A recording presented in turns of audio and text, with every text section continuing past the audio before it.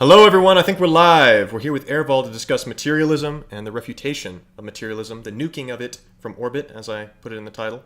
We're here with Aarvoll because he's really the Salutrian psychopomp here. He's here to lay some facts about how materialism is completely untenable and will be utterly annihilated.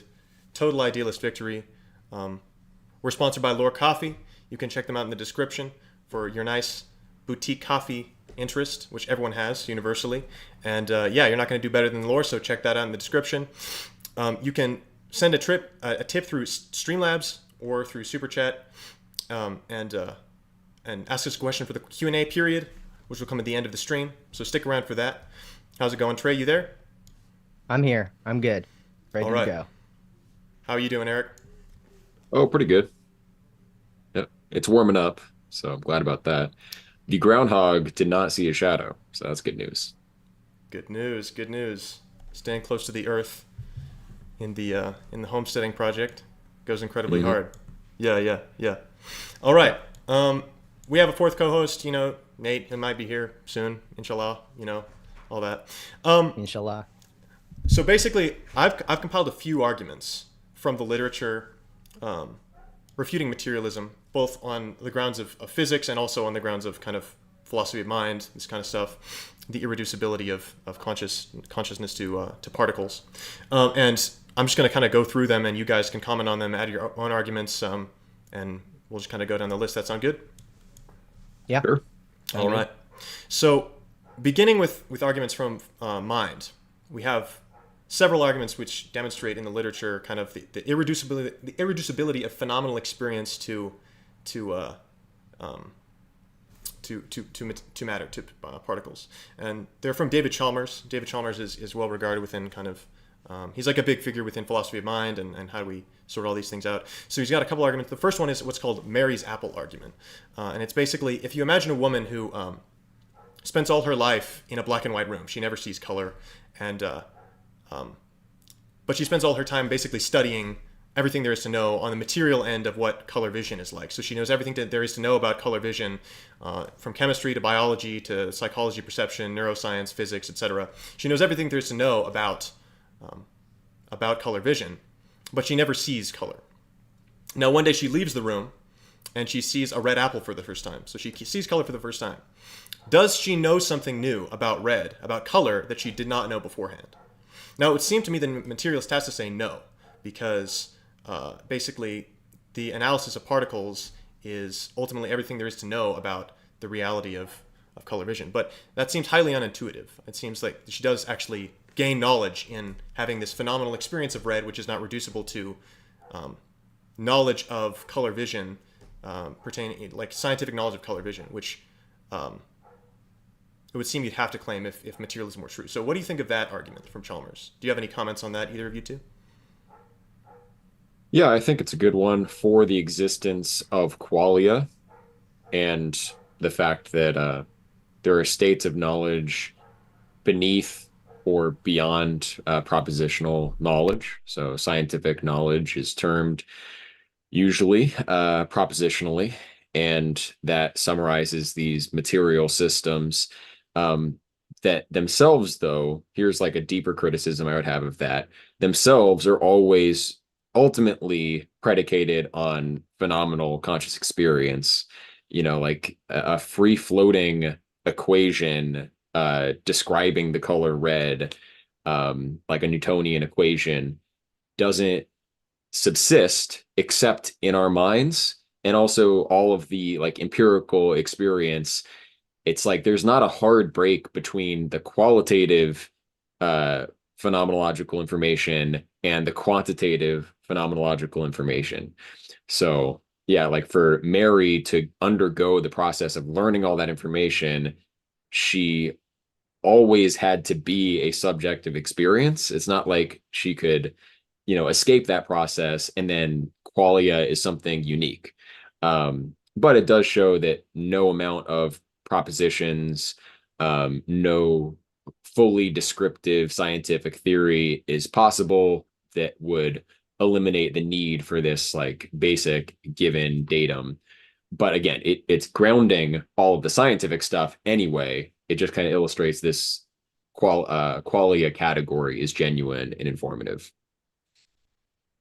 Right. Yeah. It kind of reminds me of what we were talking about in the previous episode, which was sort of the problem with like a Nietzschean, and I know you had that great debate with Uber Boyo on Nietzsche versus Plato, and Nietzsche sort of has this vision of a purely immanent sort of metaphysics, like no transcendence, right? For Nietzsche, even to Nietzsche will say somewhere in his notes or in a book that to even question ethics, like to even propose ethics as a sort of philosophical field that you can inquire, is to abstract yourself from like the immediate affirmation of life, and it's to posit like this false sort of spirit nature dichotomy or subject object dichotomy. But I agree with you, Eric, that there is no escaping just, I mean, one, the fact of our own subjective embodiment, and then also the fact of, to even talk about logos, to talk about the idea, presupposes the subject.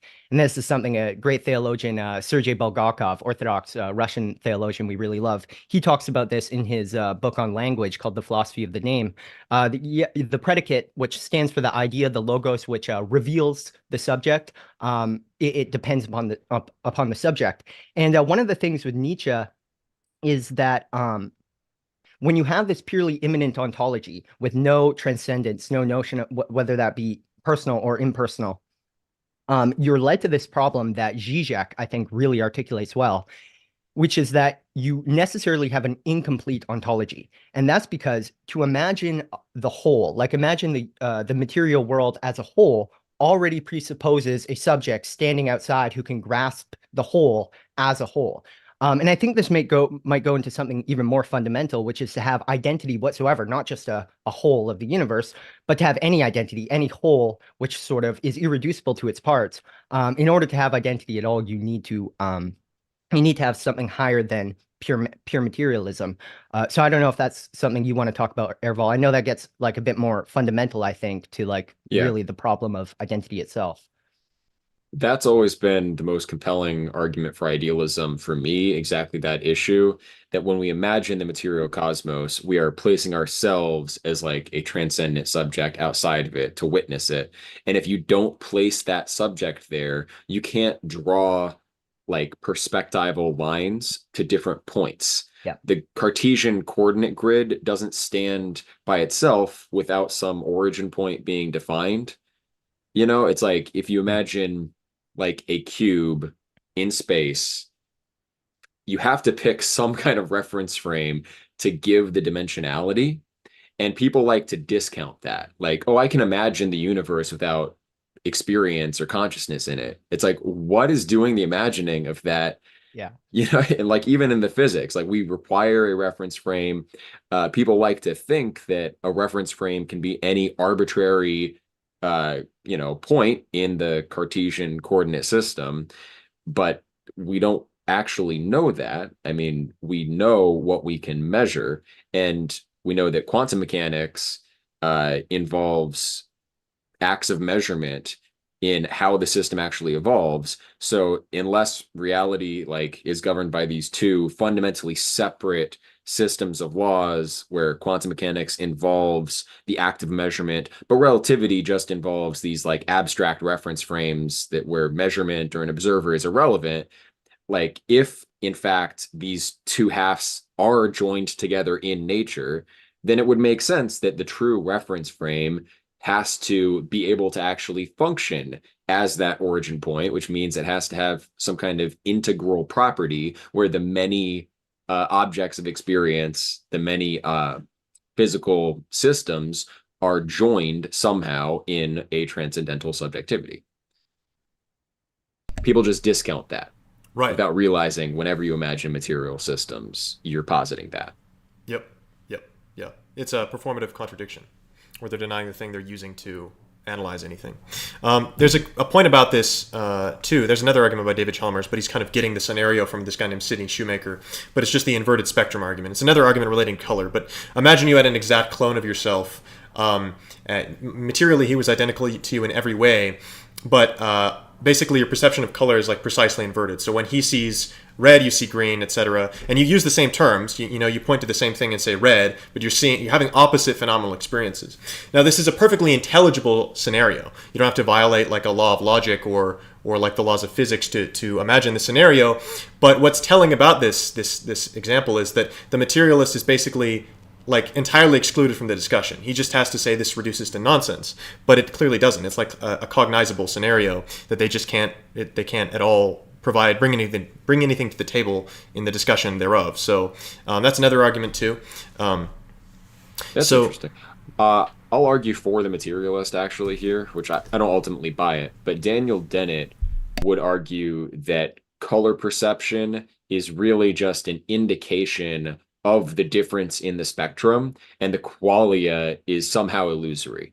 So the like essential greenness of green is not like self-standing. It's just an indicator of this kind of spot on the color spectrum or wheel. And so if all of the relative positions on the color wheel are consistent, whether it's inverted or not, then according to him, like qualitatively, it would be the same.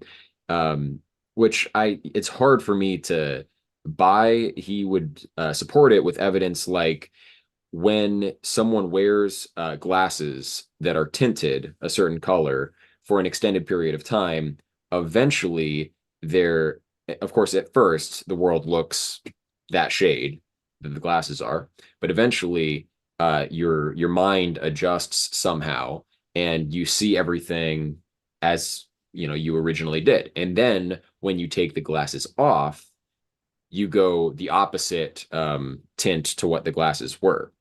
So I guess that's supposed to show that color is just this indication of the relative values. So if you move the whole set of experiences up or down in that spectrum, then so that's the kind of evidence he would use. Of course, like that's in line with his general idea that consciousness is somehow an illusion, which just begs the question or raises the question of like, it's an illusion for whom? It's just like, again, performative contradiction, Right. contradiction in terms. Yeah. But that is something that I find interesting, at least. The notion that like, specifically with colors and maybe with tastes, that maybe at some level there's something too that it's less like the color is a self-standing entity, but it is defined inherently according to its relations. And so maybe there's a way in which the inversion of the color spectrum for two observers would phenomenologically inevitably be the same. It doesn't harm idealism necessarily to suppose Right. that, but Yeah. That actually gets into the relationality aspect. Things in hearing and the relationality will come up later when we talk about some arguments Vervaeke has made relating to like, and other people have made relating to like AI and how to create the most workable models of like a human intellect, robotically, and they relate to kind of placing relationality in primacy over particles. But wouldn't you say that? So for a materialist, aren't relations between things ultimately like kind of non-existent in some sense?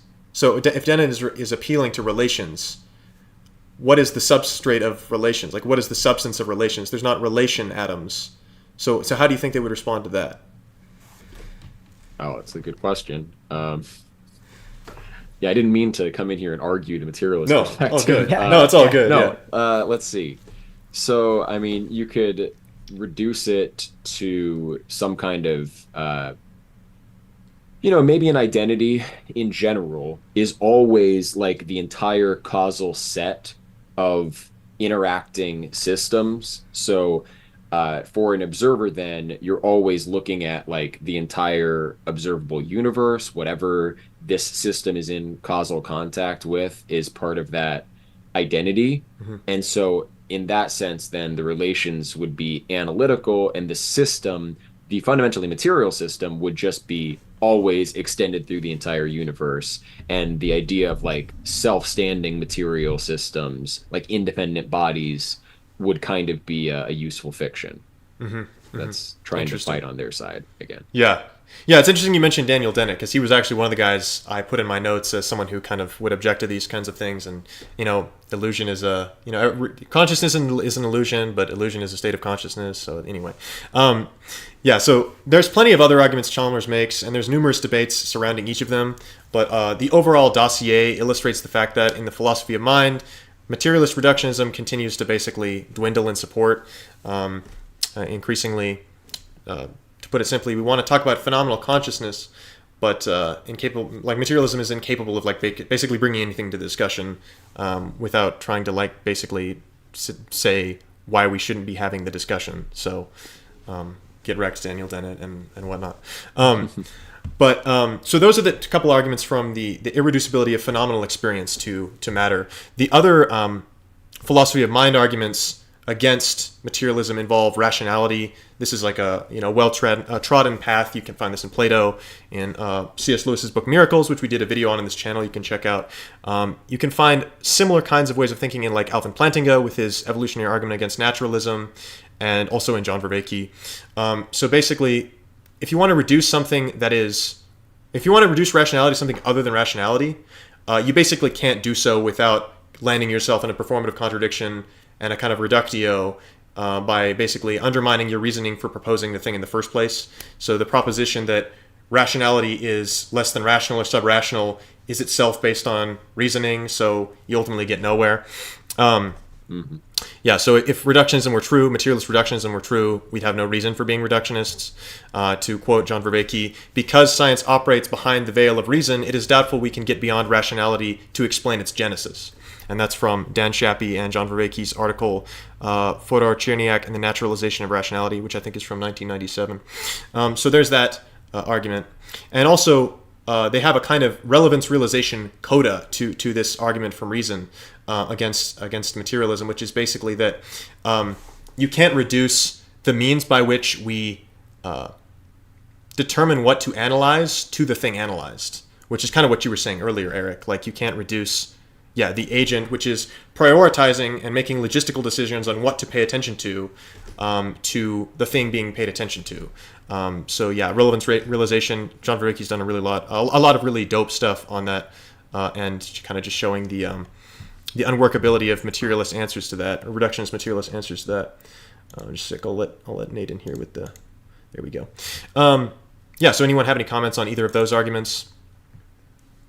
Yeah, I've heard Vervaeke talk about that as you have to admit the entities that are presupposed in scientific theories, and that involves the tools that we use for theorizing. So yeah, if you render intelligibility, reason, even a virtue, epistemology, and scientific procedures and socially constructed aspects of the social dimension of science, if you try to say that's all epiphenomenal, it's not real, what's real is particles, then okay, how did you get to that conclusion that all that's real is particles? Obviously all that other stuff is presupposed. It's what you're using to get to the conclusion, which is a really cut and dry argument in my opinion. Yep. And without the presuppositions, I think ultimately if you took this sort of materialist view to its full logical and metaphysical conclusion, it would be, we sort of talked about this last episode, you sort of get reduced to this pure nothing potentiality because you have no distinctions, and that's just Aristotle's prime matter. That Allhart made that point. I did this video a long time ago called Distinction Refutes Materialism, or Distinction Refutes Naturalism. And I think it's true because to even speak about particles, you're already presupposing identity, distinct things. And I'm interested to hear your take on this, Aarvoll. I think that a consistent materialism ends in a mereological nihilism, to where you say that there are no objects, because ultimately, from a materialist perspective, if there isn't an inherent rationality to the world, and there are essences and identities to be grasped in themselves, everything is arbitrary. The way we divide the world, it would be just as arbitrary to divide the world into 1 foot by 1 foot by 1 foot cubes. Because then just be, for a materialist, you can only make an empirical claim that, oh, the matter doesn't fit together. It makes more sense for things to be ordered this way and not ordered as a 1 foot by 1 foot by 1 foot cube. But metaphysically speaking, I think if you're denying distinction implicitly in your ontology, I think you end up in mereological nihilism where you just deny all objects if you took this logically. Do you agree with that sort of diagnosis, Eric? Yeah, and that's why many materialists come to a kind of nominalism where the only like real categories are things like the electron or the quark. Um, Even if you took that path, though, I think using concepts like entanglement, you could maybe extend the scope of the kinds of holes that you would consider. I kind of maybe have a latent like mechanist assumption myself about that, that if you like perfectly understood physical dynamics and how particles work, then there would be a reason why like any living organism is perceptible as a whole. There would be a reason like fundamentally why uh, any kind of intelligible structure is meaningful from quantum mechanics somehow. Of course, like we're nowhere near the ability to do that. So that's just a kind of promissory solution that the materialist would have. But yeah, it's hard to imagine because I do also believe that there has to be a top-down instantiation of form aspect. And if you don't have the forms supporting these holes, then pure emergence up um, doesn't account for the causal powers of these holes easily. Maybe there's some way to do it, but yeah, they have a lot of work to do. So. Yep, that's good stuff. Good stuff. So, I want to maybe talk to you about some of that. We'll get to the form matter stuff later when we talk about objections to materialism from physics, because it becomes like really clear that it's not. I'm not even sure that they can like give me a definition of what matter is, while they're trying to say that everything is reducible to matter, because cognizable matter is some kind of union of form and content. Ed Feser, who has a good book on that, called Aristotle's Revenge, but we'll get into that in a second. So another argument from mind for the invalidity of materialism is basically it doesn't explain how basically workable AI works. So it seems to me like it seems to be in the literature that the closest approximations of human cognition in robotics emerge in the context of perception and embodiment and action in a surrounding environment by whatever the robotic basically you want to in order for the robot to replicate human cognition, it has to be like embodied in an environment and act in that environment. So to create like the property of vision or something most closely approximating it in robotics, you have to start by giving the computer eyes. That is, we give it a certain amount of pixels as input. These pixels can form images of like a dog or a cat, and you basically reinforce and you also have to give it a mouth. Basically, like it has to be able to output like what it is, and then you verify it in this embodied context. That seems to imply that there's this constellation of things relating that produces cognition, and it's not simply reducible to the particles of like brain replica. Like there has to be this relationality of this constructed mind to and a way of receiving feedback about what the mind recognizes through the constructed eyes, and all of these things kind of triangulating produce this kind of irreducible whole that you can't say is you can't easily reduce to some kind of purely quantitative analysis, if that makes sense. That's interesting. I think that might have been more compelling like 5 years ago. I think the large language model success has maybe weakened that argument somewhat because, I mean, ultimately the neural net system is just like a basic statistical procedure, feed like mounds of data in and parse it according to what amounts to like a relatively simple algorithm that's just scaled like massively. So I don't know. Yeah, I mean, I didn't again mean to come in here and just argue the No, materialist it's all points, good. but Yeah. yeah, let's I think there's probably something to that because the thing with the LLMs is like there's no understanding as far as we can tell.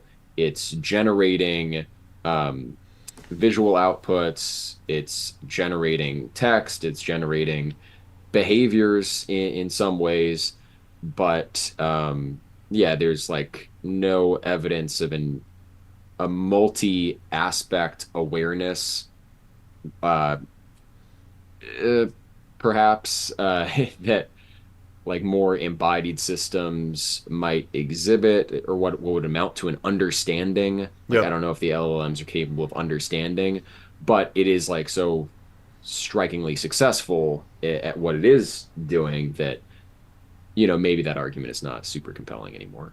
But Interesting. Because I think I think you've done some conversation with John Vervaeke yourself, and I think he's pretty persuaded by this, which is why he's like, in order to have successful AI, we actually need to like biologize AI. Like, I think that's kind of what he right, argues in his recent book on AI, right?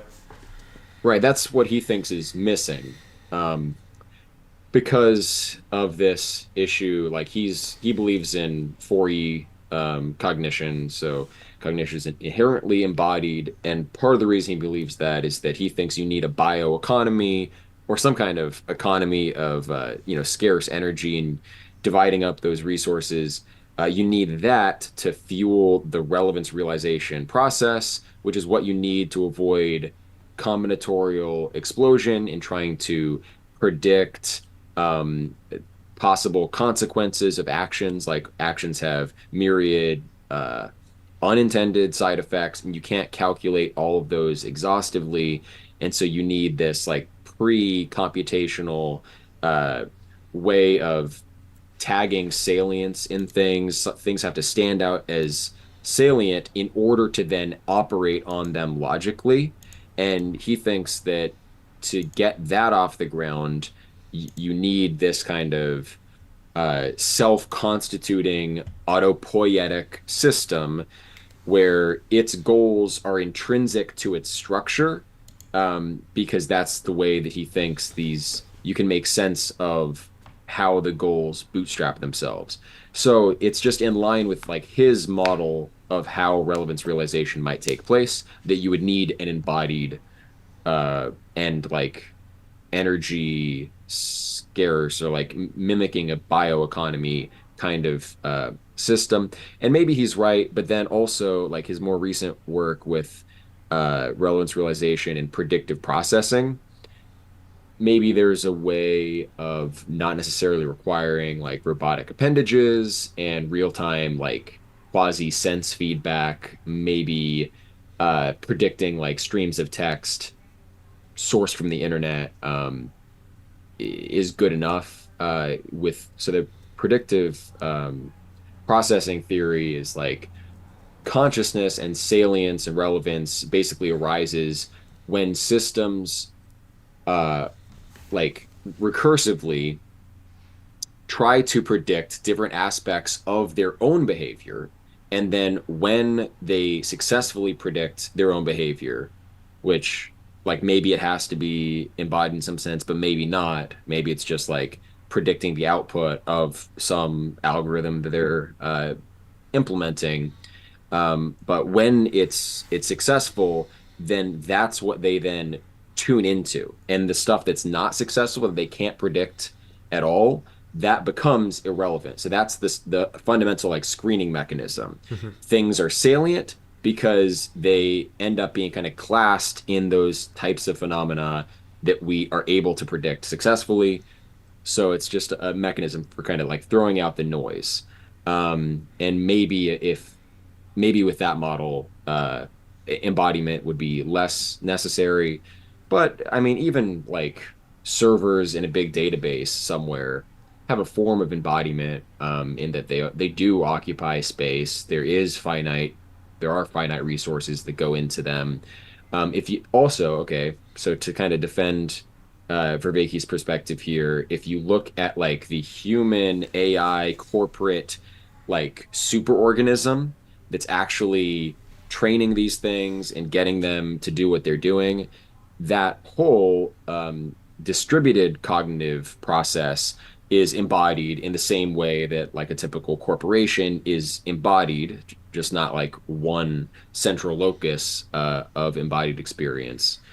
So yeah, once again, it's like a little while ago in robotics and computer, or rather like AI research, this idea that like you need something analogous to like animal or like mammal Yeah. uh, embodied experience.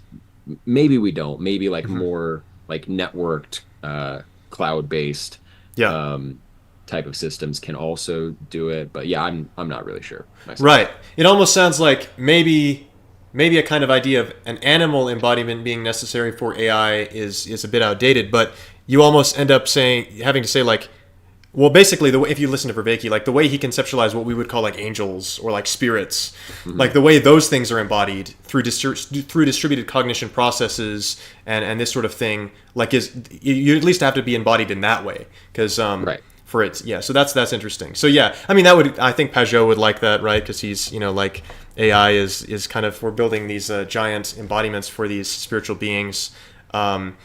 For good or for ill. So yeah, I think that's interesting. Yeah, yeah, yeah.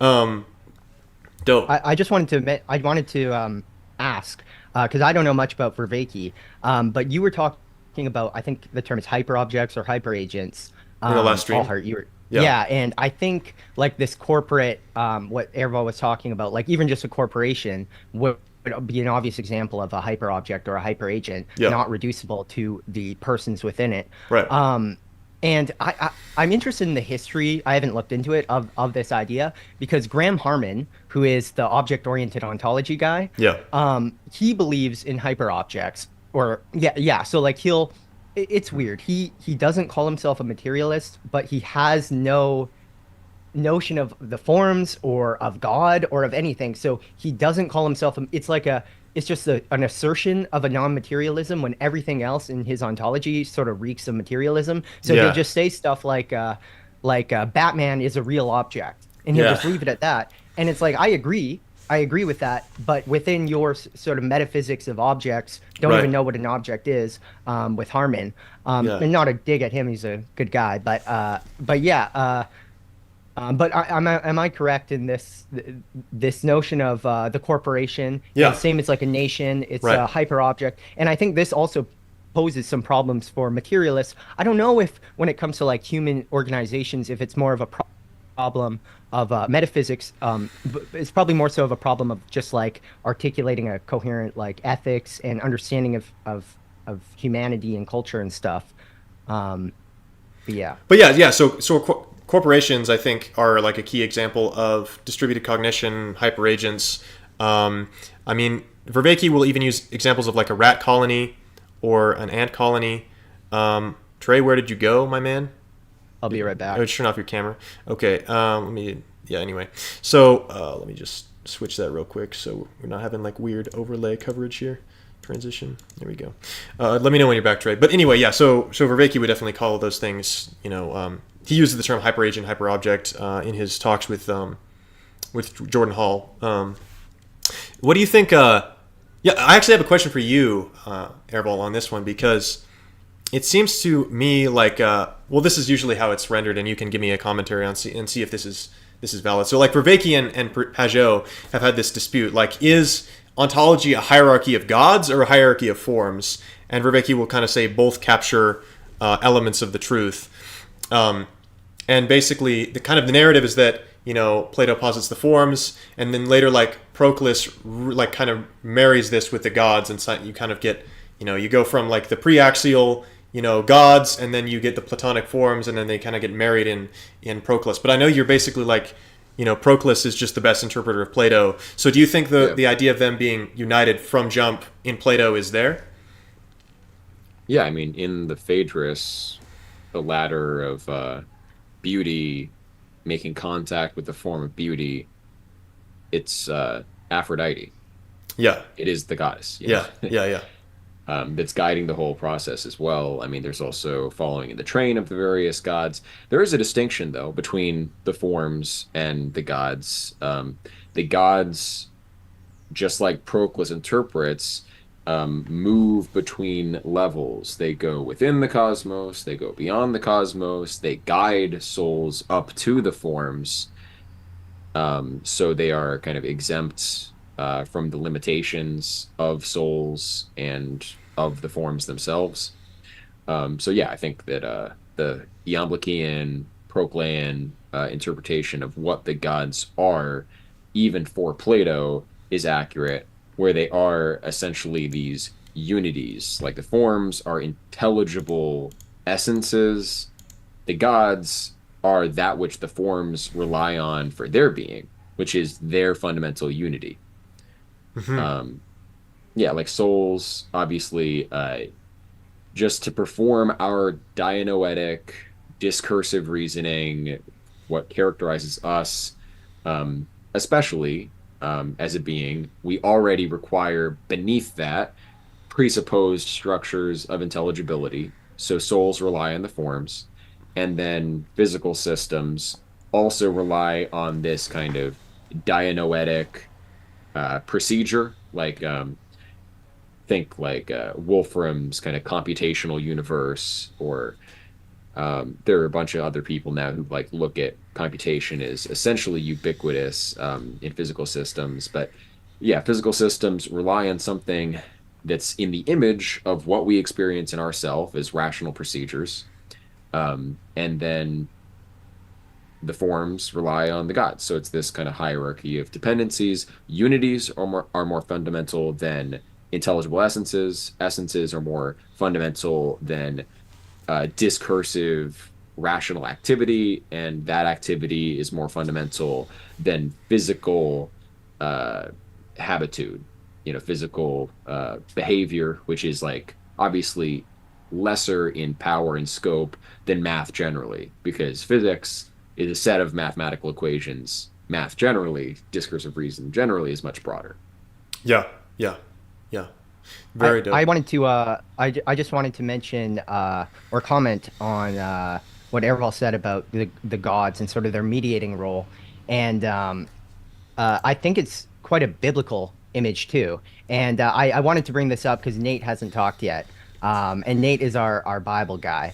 So and Aarvoll, I'd be interested to hear your take on this. On the biblical notion of angels, who are, I mean, gods, angels, they're used synonymously in scripture Yeah. itself.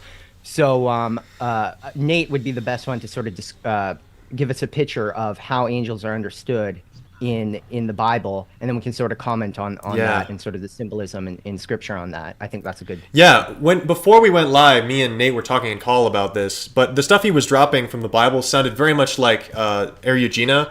So you have the four divisions of nature, and it's that which creates and is not created, which people just like, oh yeah, God, and then you have beneath that that which creates and is created, which is basically like the forms or the gods, the kind of en hypostatized principles.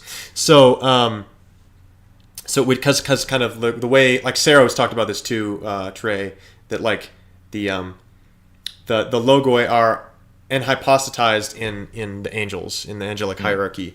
Yeah. So yeah, Nate, if you want to drop some wisdom on us from a biblical perspective on this kind of like the idea of angels and angelic embodiment. We got on this train from AI, which is cool. Like we're talking about angelic modeling AI on the bodies of angels. So anyway, it's gonna be dope. Drop some knowledge, man. Just making sure you can you hear me? Yeah, we can hear Yeah. you. Okay.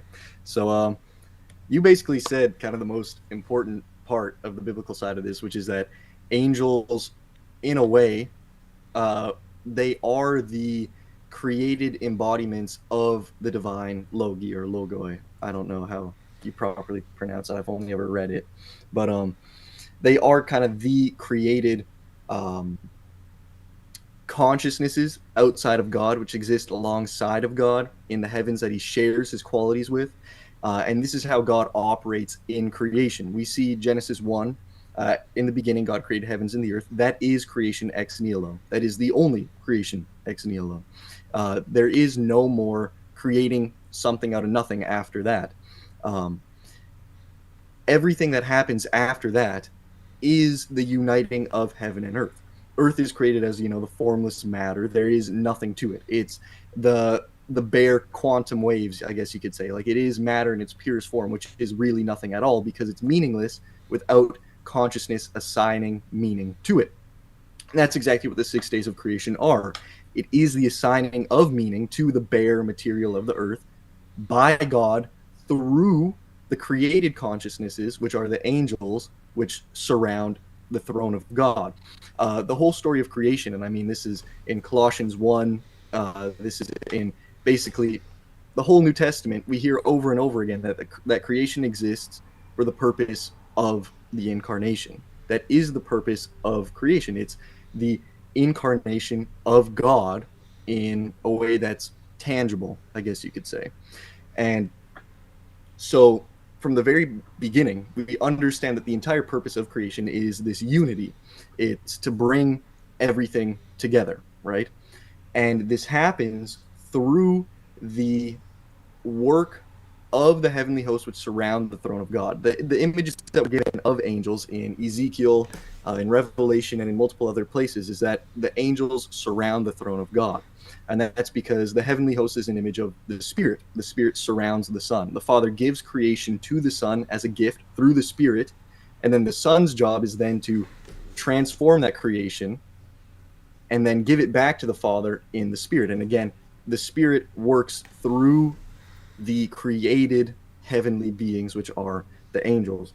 And if this is something that any Christians are listening to right now and they're like, whoa, since when were angels there from the beginning?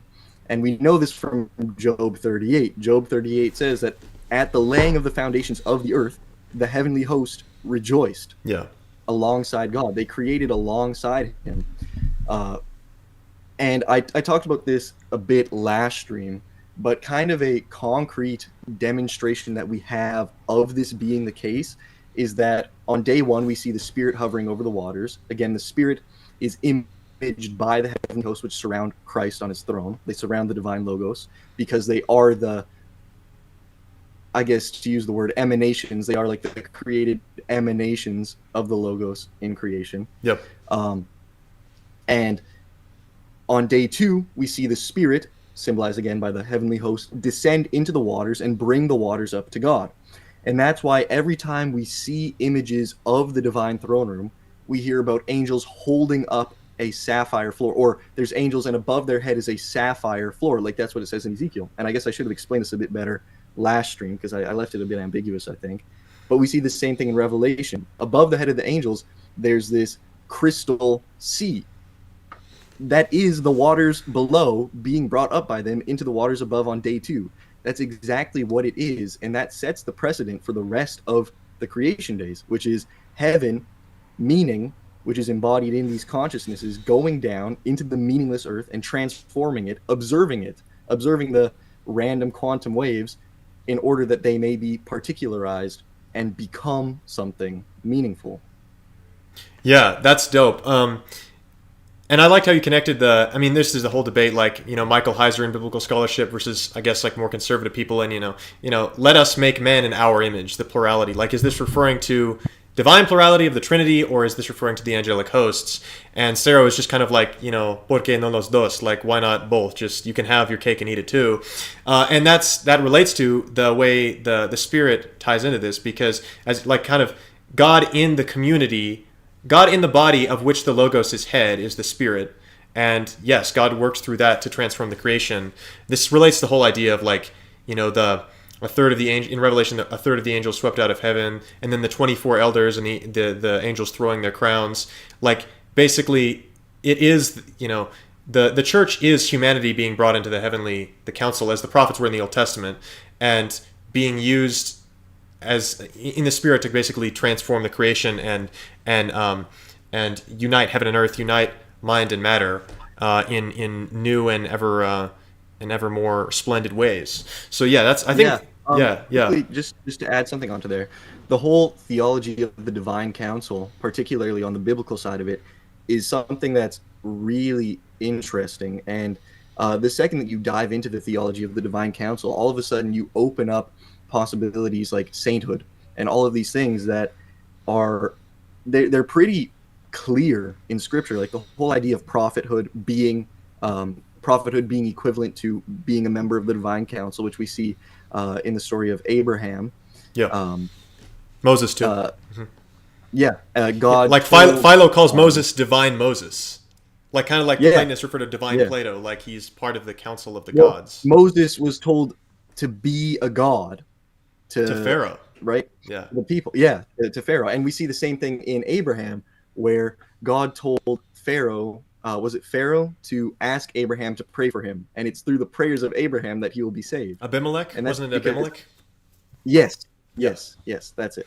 Um, I'm confusing the Gentile enemies in my head, Well, but Abraham has dealings with both the Pharaoh and Abimelech. yes, They yes, try and this is take his true. wife twice. Yeah, Yeah. yeah, exactly. So we we open up this whole, as soon as we start talking about the divine council, we open up the whole question of like prophethood. What does it mean to exist as a uniter of heaven and earth? And that is to exist on the divine council. We are supposed to act as created images of God and unite heaven and earth. We're supposed to observe the raw material universe. We're supposed to embed our consciousness in it. And in the process of embedding our consciousness into it, we are also taking it onto ourselves. That's the whole process of creating technology, right? Clothing is technology. Clothing is just a simpler form of an airplane. They do the exact same thing. You're taking raw material, you're shaping it with your consciousness, and you're putting it onto yourself in order that your consciousness can be embodied further and further outside of yourself. Right. That's what our job is. We're supposed to expand our dominion. We're supposed Yeah. to have dominion over the earth. We're supposed to embed our consciousness into it. And that's because God chose that it's through consciousness that the earth is Yeah. formed. And that's the whole purpose of creation, is that the earth becomes fully mature and fully united to heaven. Right. And that happens through our conscious shaping of the earth. And that's how we become a part of the divine council, by joining ourselves to that divine shaping of the earth, which was the angel's job before. Yeah, we can extend our conscious dominion Jesus. even to the depths of the sea with like, you know, like think deep sea mining or something like that. Like yeah. Yeah, we send all our prisoners, instead of sending them to Australia, we send them to deep sea oil rigs where they have to work for 40 years in the deep sea oil fields. Humane Yeah, punishment. real. Yeah. So moral of the Yeah, story so- is always design your AI on the bodies of angels. If you're not doing that, you're doing it wrong. Real. Yeah. So I just want to Real. I want to ask Airvoll about his thoughts on this, because that was a lot. Yeah. And I know Airvoll has a different take on the Bible and Christianity in general. But do you agree with, like, Nate didn't even mention this, but one of the central things is that we read heaven and earth in Genesis 1 as conceptual equivalents to actuality and potentiality, and this bringing together of actuality and potentiality is sort of the an image of what you see in the creation days. So what's your take on this whole biblical thing, and maybe just in general, like the relation of what we were talking about before with the Neoplatonic gods and stuff, to the angels and stuff like that, Eric? Yeah, love to hear your take. Yeah, it sounds like the angels occupy the entire spectrum from daimons up through heroes, angels, strictly speaking, in Neoplatonism, up through Mm. the intellectual gods, or, well, I guess hypercosmic, all the different orders of gods, up through the Henads themselves, presumably, the kind of fundamental species of unity. They are emanations from the one, all of them, you know. I don't know if you would call them created in the same sense that the material cosmos is created. They would, some of them, some of those orders would be um, autopoetic in Proclus's sense, meaning they are necessary beings. So it would be impossible for them not to be. Which, but I guess let me just stop and ask, like, would you consider that property as inconsistent with being created? Can God freely create that which cannot not be? Yeah, you don't realize this, but this has been a big debate we've been having with another one of our friends, because he's really into Bulgakov, and Bulgakov very much takes this as view, like creation, anything created has no necessity in itself, but necessity in God. And so this is actually like very prescient to what we've been debating amongst ourselves. But what do you think, Trey? Yeah, I don't know. We haven't figured out the solution to this yet. But I don't know, and I don't know how this relates to how we see eternity and time, because for us, angelic beings aren't created in time; they're created into eternity. But nonetheless, they're created. Um, so is this a creation beyond time? Can we say that? I think to a certain extent it is. But yeah, I don't know. I wish I had more to say on this. But I don't know if this will take us off to a different topic, but I think for us, a lot of the we would place a lot of conceptual weight as Orthodox on the divine energies, and the way I would sort of and maybe this will take us into to a different topic, but it was on the docs with our understanding of rationality, especially like against sort of modern liberal understandings of rationality and reason is just something you individualistically do in your head. And that's like what David Hume is critiquing and stuff, versus Plato's understanding of reason and dialectic, which is like this relational thing. And like David Schindler in his book, Plato's critique of pure reason. Impure reason, He'll yeah. mention, yeah, impure reason. He'll mention how like what the primary faculty of reason is to grasp the whole. It's to grasp identity as a unity. And I think you sort of lose this understanding of the relationality one of the world, the intrinsic sort of relationality of the world, which rationality through participatory knowing is able to, or at least at one level, is able to engage with these relations. Now, the yeah, I wanted to talk a bit about this understanding because for us, like how I would articulate ultimately this relational epistemology or whatever you want to call it, is that ultimately to know the truth and to know yeah, to know the truth or to know goodness. I mean, these are all divine energies for us. They're actualities of divinity, stuff we can say about God, divine names in Dionysius the Areopagite. Because all of the divine names, because truth, let's just take ontology and epistemology in this case, because being and truth are coterminous, because they are mutually interior. When you know being, or to do ontology implies a teleology, and it implies, for us, it implies an eschatology, and it implies an ethics, because all of these different ways of knowing the divine energies, the divine ideas, whatever you want to call them, to speak about God is to speak about this ordering, which is ultimately united in God Himself. And I think this does sort of have resonances with Plato and with Plato's understanding of knowledge. So what do you think about that, Eric? Well, the by the time you get to the forms, which it sounds like you're placing the forms as uncreated energies of God, they would be posterior to some of the orders of the gods that I was just talking about. So they'd be posterior to the Henads. The Henads would be beyond intelligible being, they'd be super intelligible, and there would be like further personalities beyond the Christian Trinity. As far as I can tell, like if you follow Pseudo Dionysius, the Trinity, I believe, is probably best mapped onto what for Proclus is the abiding, processing, and reverting of the one. And then the monad and the indefinite dyad, limit and unlimitation, are what Pseudo Dionysius talks about in the mystic theology as like the stream of the universal and the stream of the particular, both situated like immediately below the Trinity. And then the Henads, I don't know exactly what Dionysius would say about them. I would say you need that order, which is a like multitude of personalities, which I would say are aspects of, they embody that original Trinity and the one that is beyond the Trinity. And I would say that's actually in Pseudo Dionysius as well. Like, I don't think Dionysius is a pure Trinitarian. I think he does refer to the Trinity always as an outfacing, not the inner life of the essence of God. But anyway, that's like debatable based because there's not a lot to go on. But yeah, I would say the Henads need to be there as multi aspects interpretations or manifestations at different levels of that they're emanations of the Godhead, and you need that at the super intelligible level so that each of the respective intelligible essences has a unity to go with it.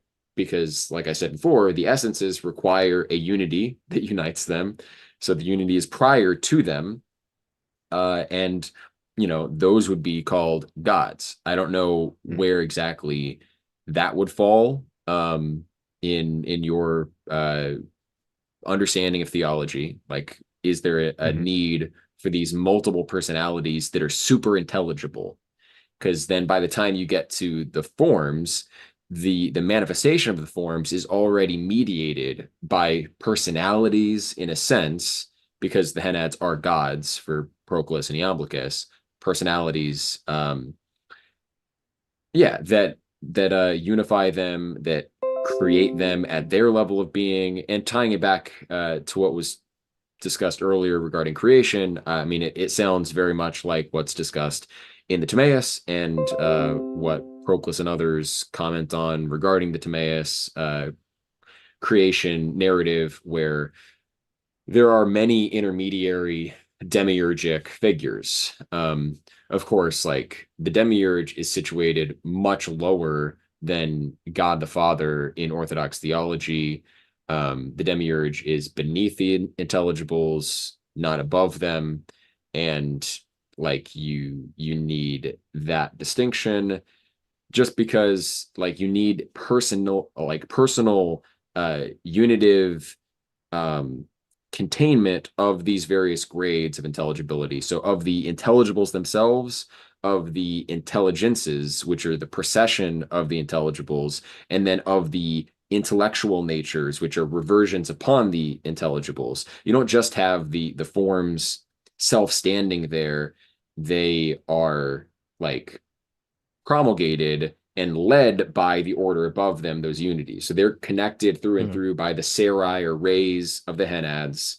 That's the gods moving through the different orders of being. I think that adds a connective layer. Now, if you say all of this is already there, like, in God as the uncreated energies, like, I suppose you could just say, like, the Henads are all different aspects of God. Damascus says that everything in the first hypostasis, so that is the one, it's abiding, proceeding, reverting, the monad, indefinite dyad, the Henads, all of that is fundamentally one ontologically, and we distinguish these natures virtually. So Damascus is kind of deviating from Proclus and Iamblichus there. So if you follow Damascus, that's closer, I guess, seemingly closer to the Orthodox reading, as far as I can tell. So you could compress all of that into God, but I still think you need, like, a multitude of personalities beyond the Trinity to make sense of these respective unities. And then you could say the intelligibles themselves and their procession are all uncreated energies of God. And it's only then when you get down to the intellectual phase of the second hypostasis, when a reversion and collection and gathering of all these previous materials takes place in the demiurge, that's where, like, the God interfaces with the true angels, which would then be relegated all to the third hypostasis of soul. Then souls could still be created in eternity, as in they have eternal essences. Like, for Neoplatonists, all souls have eternal essences, but then they energize perpetually in time. And so, like, I guess that would basically answer the question. Are there any angels that energize themselves in eternity, or are all the angels active temporally as well? Because then that kind of resolves this issue, and I understand, like, what's being compressed into God and what's not. Well, there's a lot there. First thing I'll say is and maybe we can just go. I don't know. You mentioned how the intelligences for you, and this makes sense from a Platonic perspective, are higher than the personalities. And I get what you mean there. But for us, we're sort of personalists, like theological personalism. So, like, I would just interrupt real quick to say that Sure. that is actually, I was saying the personalities in the sense of hypostasis, Right. or like the what the intelligences are gathered in would be superior. So the henads are Okay, superior. You could gotcha. call them personalities in a sense. They Okay. function as a hypostasis for the intelligences. Okay, sorry about that. Okay, ignore that then. Well, I would say that, well, for us, if we're talking about like the logi, for example, the way I understand the logi is God's eternal, the Father's eternal knowledge of all of his power of creating. So it's you can just think of it of his knowledge of all possible worlds, which is eternally. This is very Trinitarian for us. The Father eternally is begetting the Son, and in begetting the Son, when he shares his divine nature with the Son, not in time, in eternity. Obviously, with the essence are all the natural properties or natural actualities, the energies of the essence, which includes all of God's power, all of his dynamis, to use the language of Gregory Palamas, which is shared with the Son. So all of this is I'm sorry, let me uncreated. ask more questions while we go so that Sure. I'm tracking. Yep. So is the logo super intelligible as well, or is it all intelligible? The Logos The himself logo. as a person is beyond like rational Right. like but for us there is an experience of God, and that is like not a rational experience, but it's like sort of like the Hesychast thing, like sort of Mm. direct immediate experience of the uncreated light. Yeah, so we have Right. that. That would be the same as like energizing according to the unity of our being. So when we energize intellectually, we resonate with the forms, but then we Mm. also have the one of the soul corresponding to a given henad. And so that ties us into mystic intuition and things that transcend rationality. But yeah, I would also say that like if I tie the logos as a person to the procession of the one, then that's beyond intelligibility. The logoi, though, are those all rational or intelligible, or are they some of them beyond intelligibility? Well, from my understanding, the logi are all intelligible in the sense of participatory. So we can participate in the, or at least we can participate in our logi. But for us, there is no. Uh, I don't know if at least there's no real distinction in the scholastic sense of between the logos and the logi. So the logi are contained in the person of Christ, and obviously, like the idea of a possible world isn't strictly identical with Christ. Just the point is that the person of Christ Mhm. contains them, and so what is imparticipable is the logos himself. I guess we could say in totality. Like this is something exclusively known by the Father and the Spirit. Mhm. But through our as created beings, we participate within the uncreated energies and or the Loki. And Maximus will even say that when we participate, like it's very ontological for him. So, and I'd be interested, maybe I don't know if we'll do it here, but parse out the difference between theosis and what you would describe more as a process of sanctification or whatever, however you would describe it. But it is for yeah, Maximus will even use the language of becoming uncreated. So for us, the union, and this is based in the incarnation, based in the unity of the divine and human natures in Christ. When we, to use Pauline language, are adopted as sons in Christ, when we are united to the eternal Son by grace, he is the Son of God by nature. When we are united with the Son, we become sons of God by grace. To unpack that sort of theologically is we receive the eternal energies by participation. And this is key. We participate in the energies. We don't, strictly speaking, say Christ participates in the energy of the Father, because participation sort of implies like a point in time where you start participating or whatever.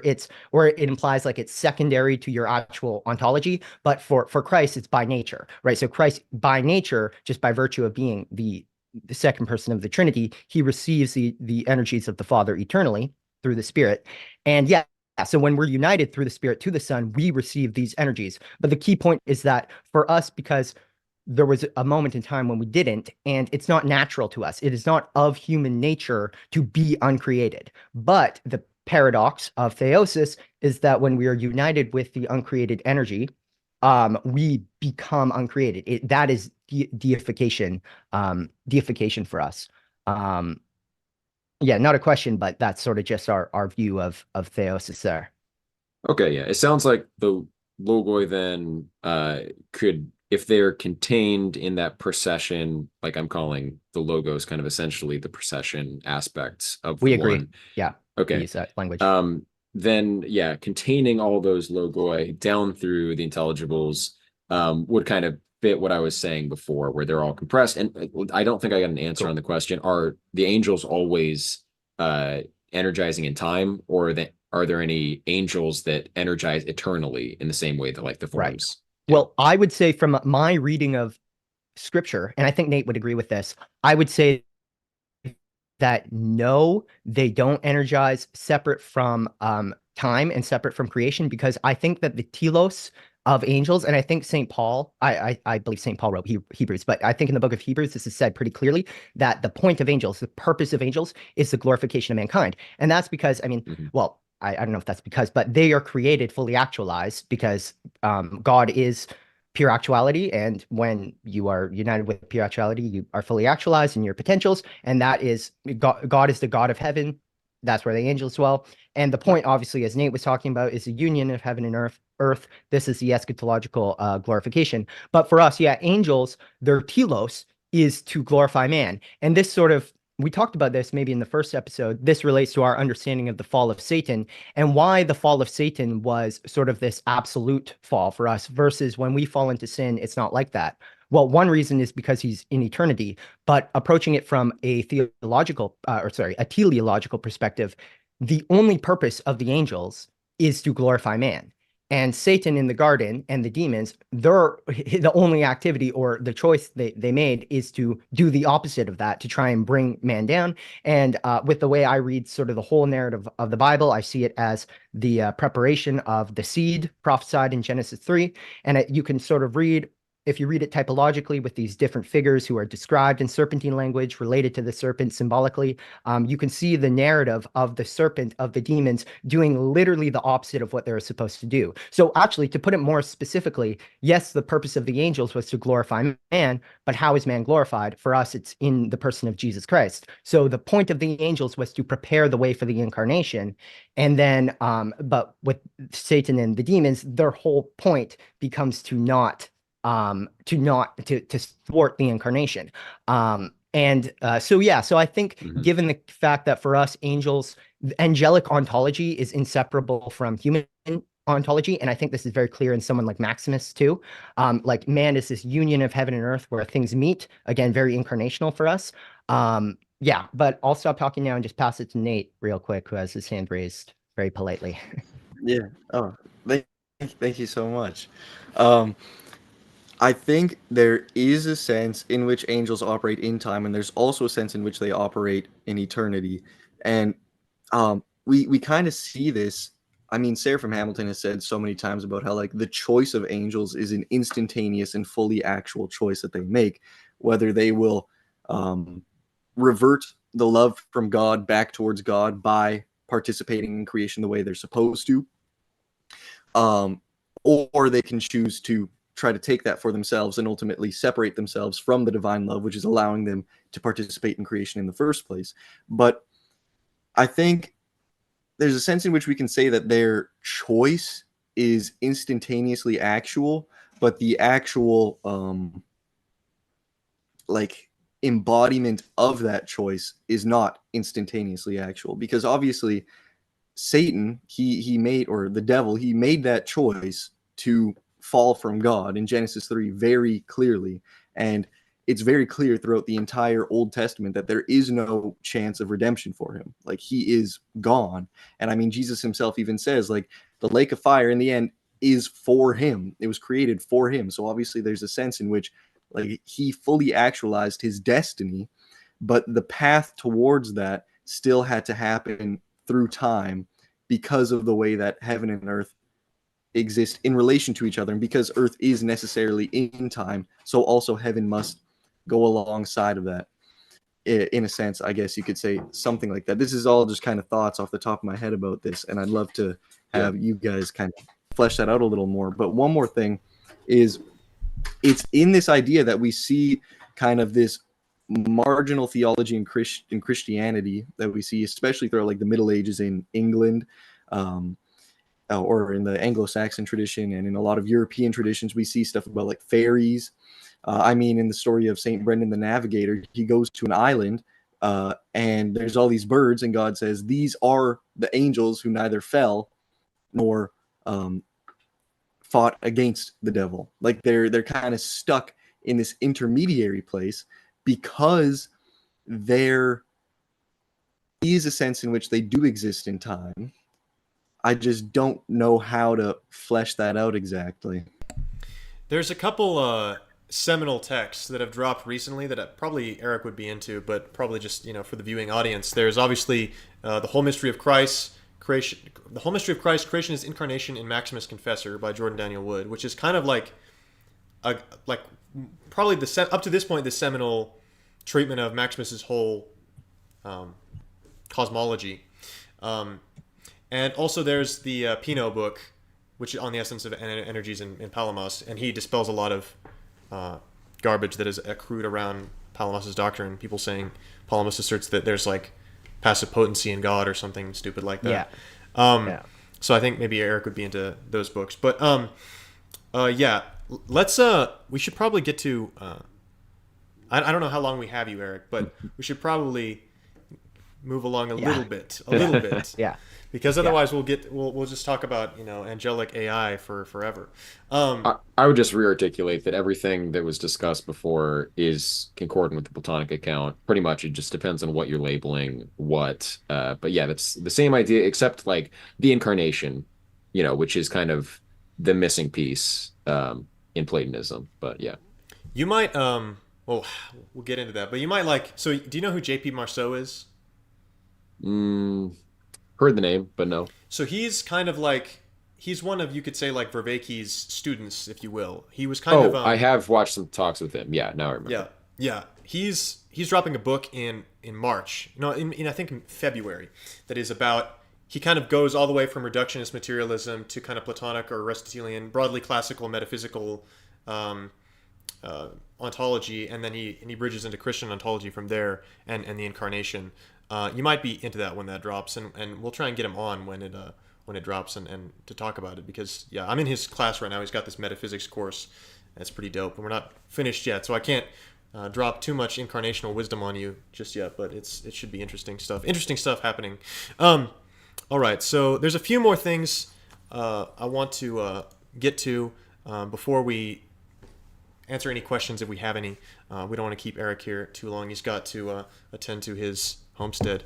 But yeah, so basically we just went through a series of arguments relating to the irreducibility of mind to matter. Both arguments from like rationality, and also arguments from the irreducibility of like phenomenal experience to just a purely quantitative particulate analysis or something like that.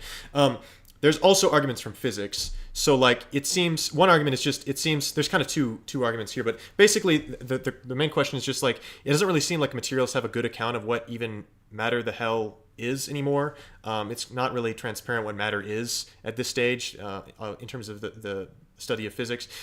Traditionally, you want to say, like, materialists want to say there's stable particles that are fundamentally like everything in reality is just explicable in terms of these stable particles. But yeah, I mean, the dominant Copenhagen interpretation affirms that what we have found at like the lowest levels of physics are not, are not stable particles, but are like potentiality fields, which is precisely the opposite of what the kind of classical materialist would want to find there. So like particles rest on and emerge from like irreducibly probabilistic waves.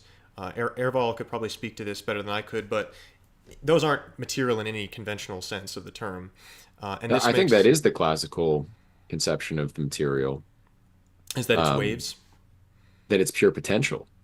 Yeah. Oh, classical in that sense. Yeah.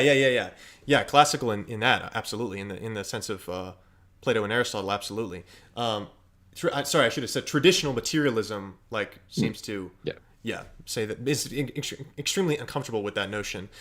So like, there's like articles that are like just like shut up and calculate in like the literature that are just basically, a materialist physicist saying we can't understand anything going on here in terms of like an ontology, so we're just gonna like ignore it and we're gonna go on doing math, which is hilarious. There are some attempts to make a non-probabilistic reading of this the relevant physics. Like many worlds is one out, which I know Eric is into and can maybe speak to, but nothing conclusive. And it's telling that there's nothing conclusive a materialist could latch onto intuitively, because if reality is fundamentally just like stable particles, there wouldn't be nearly as much debate as there is. So the very fact of there being disagreement in physics kind of, I think cuts against the materialist case. So do you have any comments on that, any of you? Yeah, I think the big puzzle is really why a wave function collapse takes place. Um, Many worlds alone suffers from the defect of not really postulating an ontology.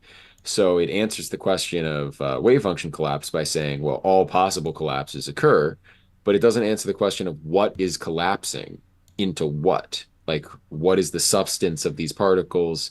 There is no like proper ontology of the many worlds interpretation by itself. Um, as but like ultimately many worlds, even lacking the ontology, reduces to a kind of anthropic explanation of why we're measuring what we're measuring. And so the fact that we're in our particular world is just a factor of our nature as like who we are. So like all explanations of why the wave function evolves how it does, why it collapses how it does, refer to us. And so it is, in a sense, like idealist, where everything is centered on who we happen to be. Um, but then, yeah, I think the big, like, open puzzle is the measurement problem.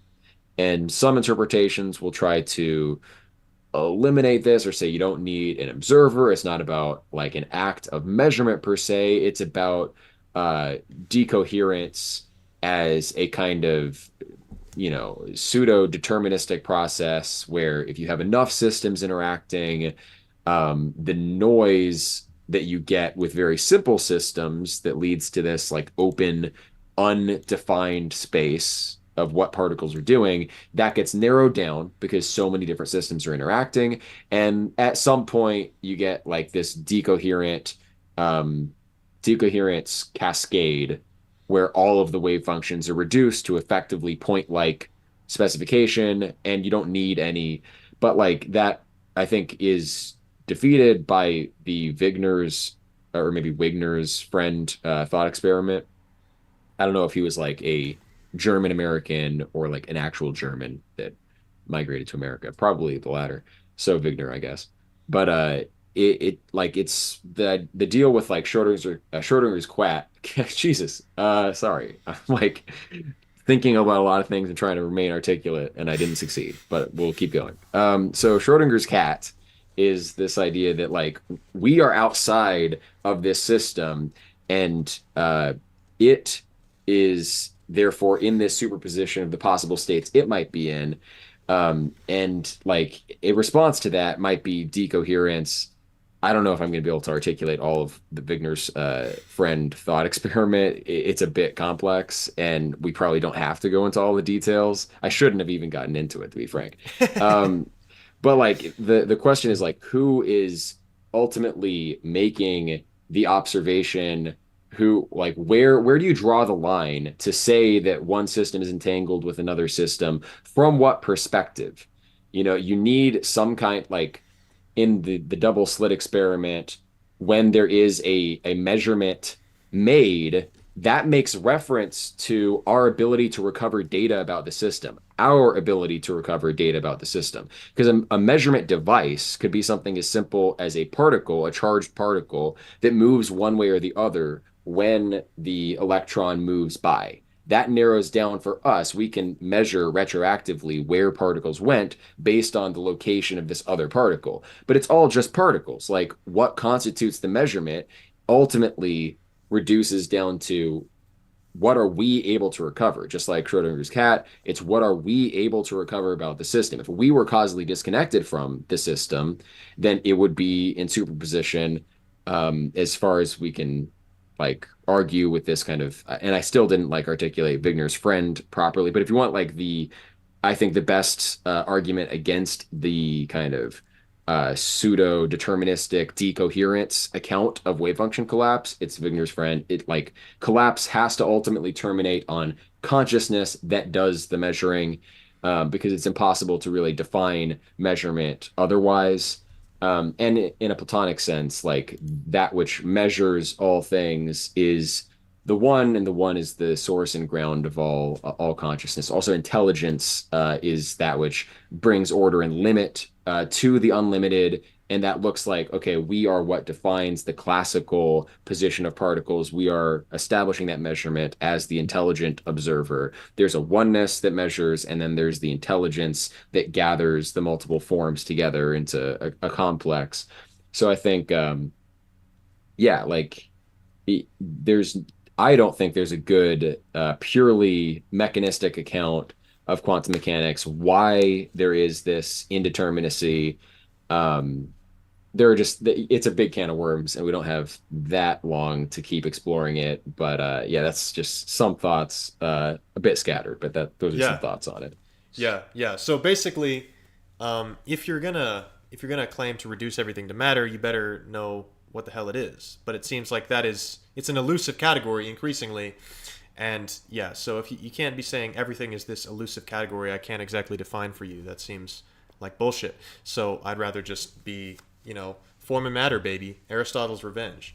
Um, One other quote I want to maybe get your comments on if we have enough time. Do we have enough time, Trey? There's one quote from Chalmers. He's quoting, he's kind of like summarizing something from Russell, but I want to hear Eric's take on it. Yeah, I'm in no rush. It's just want to be respectful of Eric's time. But Yeah, yeah, yeah, go yeah. for it. So David Chalmers quotes is kind of has this presents this thing from Russell, and he says physical theory only characterizes its basic identities relationally in terms of their causal and other relations to other entities. Basic particles, for instance, are largely characterized in terms of their propensity to interact with other particles. Their mass and charge is specified, to be sure. But all that a specification of mass ultimately comes to is a propensity to be accelerated in certain ways by certain forces, and so on. Reference to the proton is fixed as the thing that causes interactions of a certain kind, that combines us with in certain ways with other entities, and so on. But what is the thing that is doing the causing and combining? As Russell notes, this is a matter about which the physical theory is silent. Yeah, that's cool. That it kind of relates to something. I did a short on this, based on this conversation I was having with my friend. And we kind of just dialectically, didn't mean to, just came to the first cause argument. I've told this story before, but I was just explaining to him how nothing about himself can just be explained purely self-referentially. It's always defined in terms of your relations. Like even the fact of us talking right now, like obviously we are talking, but at the same time, you received language through your socialization. Like there's no point where we can just abstract this self-referential created monad, which is you. No, you are your being. Not to say we can reduce you to relations. It's like what we are kind of talking about with subject and predicate before, how for Bulgakov, like language only works because they don't reduce to each other. It's the same thing with reality. There only are relations because there's nonetheless a principle of distinction. But yeah, Eric, we're gonna wrap up after this point. But if there's any other points you have on this, on relationality and stuff, Allhart was talking about. Well, I think actually some of the points that I was mentioning before, like the necessity of intelligence or an integrative agent to account for physical systems, also applies. But yeah, relationality, being inseparable from identity, um, is an interesting concept. I'm actually reading, well, have read an essay by James Filler and was starting on his book, this concept of a kind of relational ontology, where he reinterprets the concept of the one into pure relation. Um, and I don't know exactly how I feel about it. The way you talked about it just now, kind of softened it compared to that kind of hardline relation reductionism. I don't think you can reduce things to any one category, including relation. I don't think you're going to find like the magic category that everything fits into. which is what I think filler is doing. And that's what I'm actually talking with John Vervaeke tomorrow morning about. So that'll be fun. Yeah, And he really likes filler, so I'm gonna have to like fight him on that. Yeah, that makes sense. I didn't know he was into filler, but the conversation he had with he's had a conversation with DC Schindler, who wrote that book Plato's Critique of Impure Reason, who was trained by Eric Pearls, which is like he's one of the big scholars in Neoplatonism. But Vervaeke was very much appealing to certain. He was basically like they had a conversation on the Trinity, and like Vervaeke was quite enthusiastic probably because of some of the stuff Filler's been bringing to the table. And also, there's certain strands in Buddhism which seem to posit something similar about fundamental reality being relational. Do you see that? Is that what Damascus is talking about when he says the one includes multiplicity, or do you think he's talking about something different there? Yeah, I don't think that that's the same as saying it is relationality per se, because relations are, I guess, opposed to identities. Identities, you can say, are constituted by relations, but I think it leads to an infinite regress where, okay, the relations that constitute an identity themselves take place with respect to a relational medium or like a syntax of how the relation takes place. And that syntax is composed of syntactic operators, which are identities.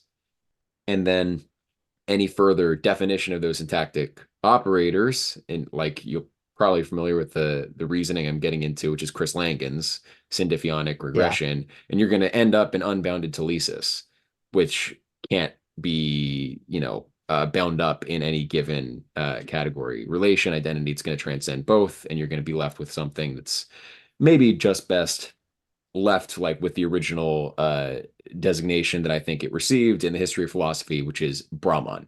So coming up with new names for Brahman is just not that compelling as far as like cutting edge philosophy, in my opinion. Well, this kind of relates to, actually very much relates to an argument that we've been sort of developing a bit, which is sort of putting a Trinitarian spin on a cosmological argument or the first cause argument, which is by grounding it in relations, by sort of the fact that, well, if we're all contingent upon relations with each other, you get to this point of infinite regress. But I think that is almost just another way of talking about Aristotle's infinite regress of causes. So I don't know if you need to have like I don't know. I honestly don't know what you mean by Brahman, or where this would be placed within my conceptual matrix. But for us, the third that unites the two who don't have the ability in themselves they don't have necessary being in themselves because they're contingent upon the relation with each other. The God, the first relation, we could say, is the third who unites. He has the energy, we could say, to bring them out of each other into union with each other. So God is the principle of unity here. And sort of the reason why we find this kind of compelling is, and I don't know if this is like a valid argument, but going by the principle of proportionate causality, the cause must contain the effect in some sense.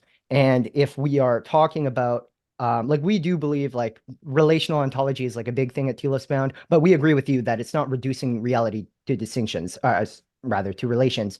Rather, it's seeing relation as a necessary, essential part of your ontology. Right. But yeah, you wouldn't so call like yeah. God pure relation. You wouldn't call. No, Yeah, because I think that would that's undermine the orthodox definition of person and nature, where nature is what is shared, and then person is the principle of distinction. yeah. Yeah. And I think just like leaving the term God in place is perfectly acceptable, or even the term the one, because Mm. no label is going to adequately capture the essence of the first principle of all things. Is going to transcend all categorical schema. It's just like basic apophatic theology reasons. And I say Brahman because that was the first example of apophatic theology in history. I Okay. think Brahman is this Cool. like beyond all concepts, permeating all things, Right. transcending all things, um, kind of Godhead concept. Mhm. So yeah, Yeah. if Cool. you say it's just pure relation, it might fool you into thinking that you're doing some kind of like fundamental ontological reduction, and that then you can derive conclusions like syllogistically. Oh, like the fundamental ground of reality is cataphatically pure relation, and therefore we Mhm. conclude can conclude this and this, but like you can't syllogize from the first principle Right. because it doesn't fit into categories. Right. Yeah, cool. Okay, I mean, this was a great stream. What we do, Eric, is we go to we have an ad for our sponsor, and then we'll do questions after. I don't even know if we have questions, but I don't think we do. I hope we're not having problems with stream elements like we did last time. The link But worked. if we don't, yeah, then we'll just play the ad. So I'll Yeah. hurt. I'm assuming you have that ready. Yeah. There's just one other thing I want to drop before we say that, but it's just a quote from J.P. Marceau from his text that I've been reading through. When modern physics talks about potential at the bottom of physics, could they be talking about Aristotle's potential? Or when roboticists talk about the emergence of irreducible and embodied properties like vision, could they be talking about Platonic forms? All right. For a long time, we've been looking for a company to sponsor Telos Bound that not only delivers a product or service we would be excited to share with you guys, but also aligns with our values and goals. After many months of searching, we finally discovered Lore Coffee Roasters. Lore is owned and operated by two young Orthodox Christian families, striving to give glory to God by treating their craft with respect and serving excellent coffee to everyone. They operate in the subsect of the coffee industry known as specialty coffee, meaning they source the highest grade coffee grown and processed by expert farmers and producers from around the world. Lore then pays homage to their craft by delicately roasting every coffee to optimum flavor, clarity, and distinctness, revealing the essence, or perhaps if you're Orthodox, you'd want to say the energies of every coffee. They have a subscription platform on their website, making it easy for you to choose your coffee, how much of it you would like, and how often you want it delivered right to your doorstep. They ship across America and internationally as well. Above all things, the families behind Lore are striving to glorify Christ and serve his holy church in everything they do, and we at Telos Bound can get behind that. So thank you so much to Lore for the great work that they do and for supporting Telos Bound. Please consider supporting them and us by using the link in the description to purchase your coffee. Back. Yo, I think we're back. Okay.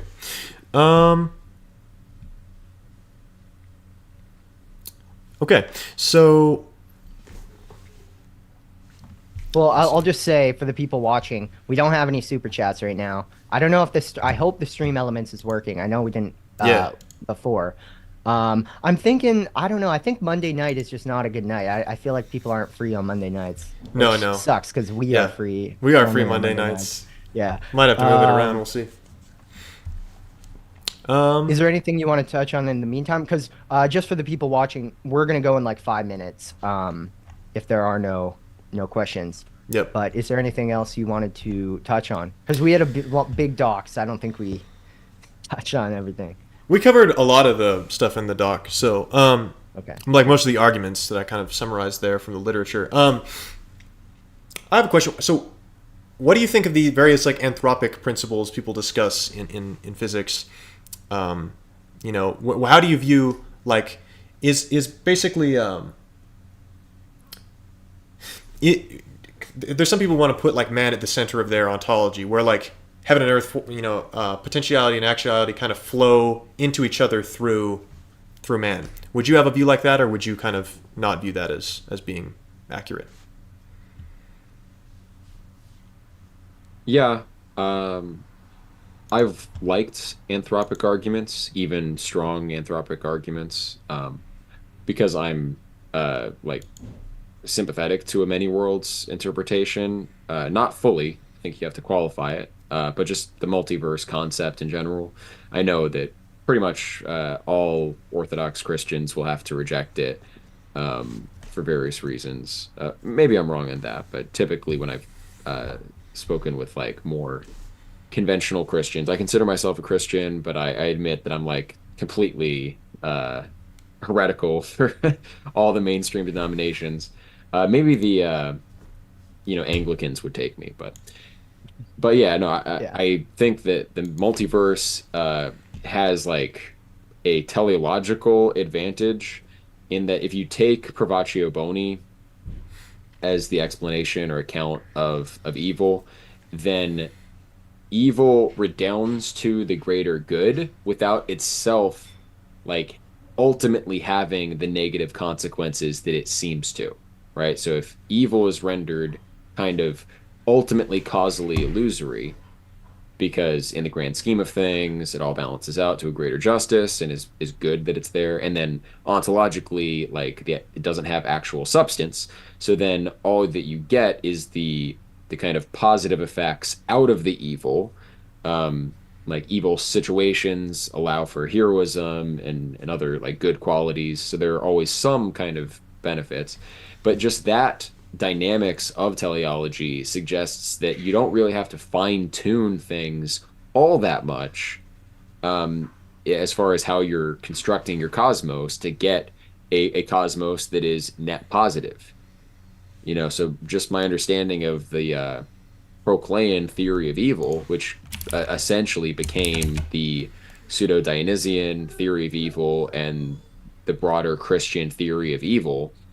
If you take that, then I don't see why it wouldn't be overall better for God to create as much as possible, as well as like the best total creation, which is what Leibniz thought as well, that this kind of principle of plenitude, that God wouldn't just create one best possible world, but he would create the greatest possible world, so that all possible good things would come to fruition, not just like some finite set of good things.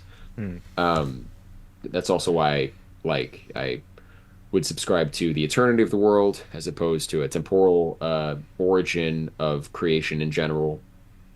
But yeah, if you buy into the many worlds concept, then like your world has the particular characteristics that it does because you are what you are. And I've been sympathetic to like Schopenhauer in the past. Not all aspects of his philosophy are as compelling to me today, but one aspect which is that like fundamentally our freedom consists in us being what we are. And because like in Platonism, the soul has its essence in eternity, its energies in time, and essence causes energy, we cause our being from eternity into time. That's the view that I would hold to more or less today. And so like I would say people can in a sense be like morally responsible for their innate characteristics, because like you are what you are. Like this is an interesting question in philosophy. Like why am I me and not Trey? Why am I who I am? And what account can we make of that, other than there is this kind of will from beyond time to manifest into time in a particular way? Like the typical Christian account, I don't see as like very compelling, because basically it's just up to God's arbitration that you happen to be born with the characteristics you were born as. Like you're not responsible for your characteristics. God can judge you according to the characteristics that he gives you, but there's no real rational explanation for why you were born with your characteristics. Right. So if you take my like quasi Schopenhauerian Platonic account of what freedom consists in, then like we kind of project into time based on that act of will, and that does kind of construct a world around us specifically. And so accounting for the world kind of means accounting for oneself. And then that also makes sense of the idea of like the microcosm, macrocosm. Right. I was sorry to interrupt. I was just going to say that this relates, not especially the theodicy stuff. You were right in thinking we wouldn't be able to agree with that. But in terms of like, especially when you said that, forget how exactly you formulated it, but like freedom is just true being, right? And this is very patristic. This is in Maximus, and that's because true being, in the fullest eschatological sense for us, because being for us is defined exclusively as participation in God. That is because we are contingent upon God, so our being, we only are insofar as we participate within God. So given this fact, well, this kind of also goes back to the logi idea, and the logi are the divine ideas. And again, like you can understand it as God's dynamis to create all possible worlds. Included within that would be us and our ideal, sort of the fullness of our being, which is precisely being shaped in accordance with our logi. And we have a very concrete way of interpreting that, which is union with Jesus Christ. so the purpose, the telos of our being is to be united with Jesus Christ. And this isn't something distinct from the essence of our being, because the essence of our being is participation in God. So for Maximus, he has this threefold division between being, well-being, and eternal being. And this threefold division has to do with your being is just your creation ex nihilo, and then your well-being has to do with your free um, um, decision to act in accordance with your telos, with your logi. And as you operate more in this way, you literally become more yourself, and you manifest your freedom as the image of God. Like, yeah, and this is something we have been talking about lately. Like the patristic and view and classical view of freedom is not like modern, the modern Enlightenment view of freedom. It has to do with teleology and with pursuing and actualizing your good. But are there any other questions? Yeah, Woody Woo's got some questions for Eric that I think are interesting. I definitely want to stay in touch with Eric while I get more reading done, because I think it'll be, when I get like Wood's book finished and Pino's stuff, like it'd be good to kind of hash some of this stuff out. So question for Aarvoll: what do you think of Origen's eschatological conception of apokatastasis, and do you think his system would compute more soundly if it was metempsychotic, i.e. upheld I thought it reincarnation? was. I thought it was. That's a good question, is whether or not he was an upholder of reincarnation. We have some Origenists we know that, basically believe in reincarnation of the unsaved. But interesting. Yeah, I mean, I think so. I haven't read Origin directly. I plan to get to him eventually. But I mean, his cosmology sounds more Platonic in that there is this, like, from the statesman, the world kind of decays, and then there's a kind of final calamity, and then a world regeneration. So, Yep. I like that. I think Cool. that, makes sense. Our friend Gabriel Sprock, who I think you've talked with, Aarvoll, Yes. he had a question, and I just clicked out of it. Where does Aarvoll think our distinct qualities come from, and why is it not arbitrary or up to a sovereignty or up to a sovereign will in his system? Yeah. Right. Well, so ultimately, yeah, I mean, ultimately, I do still kind of hold to a monistic Advaita Vedanta kind of position. And I think all will is grounded in like that kind of will in itself that Schopenhauer refers to. And like in Tantra, which is compatible with Advaita Vedanta, there is this distinction between Purusha, kind of the eternal man, eternal subjectivity, and then Prakriti, the feminine like energy of creation, and Purusha projects Prakriti. And that's kind of the basic view that I take in interpreting Platonism. So the one ultimately is that kind of Purusha eternal unity, the one that then unfolds into multiplicity through projection, emanation, and it's because I do think that like ultimately there is a necessity for a kind of monadic subject that's not extended, not complex, not composite, for the reasons that we mentioned before, that composite, complex things have, like, being differentiated, require a perspective that delineates their different aspects. So I do think there has to be a fundamental identity of all subjectivity, and that's that Brahman concept, that Atman, our soul, our personal soul, is, or not so much the personal soul, but like the core of our essence